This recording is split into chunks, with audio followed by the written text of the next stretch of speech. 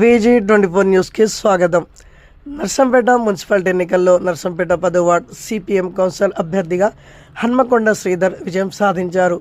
ఎన్నికైన సందర్భంగా బుధవారం మీడియాతో మాట్లాడుతూ నర్సంపేట మున్సిపాలిటీలోని 10వ వార్డును వార్డు ప్రజల సహకారంతో అన్ని రంగాల్లో అభివృద్ధి చేసి ఆదర్శ వార్డుగా తీర్చిదిద్దుతానని తెలిపారు. తనపై నమ్మకంతో ఓట్లు వేసిన 10వ వార్డు ఓటర్లకు ప్రజలకు కృతజ్ఞతలు తెలిపారు.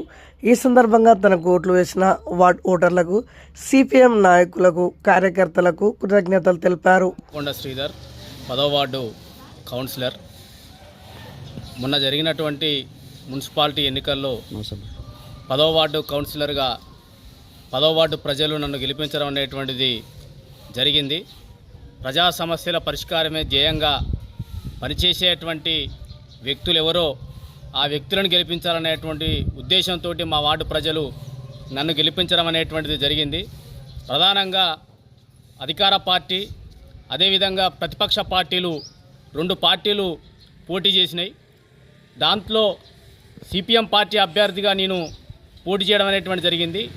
ఈ ప్రధాన పార్టీలను కాదని చెప్పేసి నన్ను గెలిపించడం అనేటువంటి జరిగింది. ఆర్థిక బలం ఉన్నటువంటి వ్యక్తులు డబ్బులను ఎరజూపి ప్రజల్ని కొనాలని చెప్పేసి చూశారు. అయినా కూడా డబ్బులను కాదని చెప్పేసి ప్రజా సమస్యలే ధ్యేయంగా పనిచేసేటువంటి అభ్యర్థులను గెలిపించాలనేటువంటి ఉద్దేశంతో నన్ను మా వార్డు ప్రజలు గెలిపించడం అనేటువంటి జరిగింది. మా వార్డు ప్రజలకి మీ ద్వారా వాళ్ళ కృతజ్ఞతలు తెలియజేస్తూ ఉన్నాను, ధన్యవాదాలు తెలియజేస్తున్నాను.